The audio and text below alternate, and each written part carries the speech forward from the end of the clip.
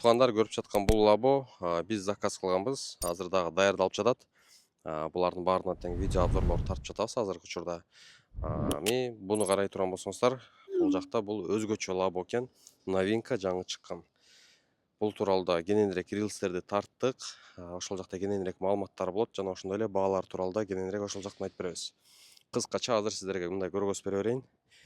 Бир аз түшүнүк болуп турсун сиздерде дагы. Комплектациялар өтө бодур экен. Мисалы үчүн булардыкы электропакет жок болсо, буларды электропакет, өзүнчө сиденье жана ичинде обшивкалар бир аз башкачараак, өзгөчө экен. Андан кийин бул вообще Ultra Pro Max экен. Өтө жакшы экен. Эң эле маанилүүсү бул дөңгөлөктөрдү карасаңыздар.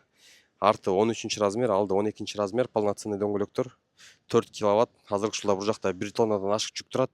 Ал эми рессор болсо, ийилбей, соп-сонун көтөрүп атат. Демек бул 2 тонна, 3 тоннага чейин болжол менен көтөрүшү мүмкүн деген нерсени түшүндүрөт.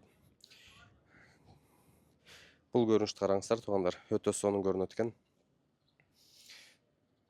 Кийинки видеолордо дагы ушул машиналар тууралуу обзорлорду көргөзөбүз.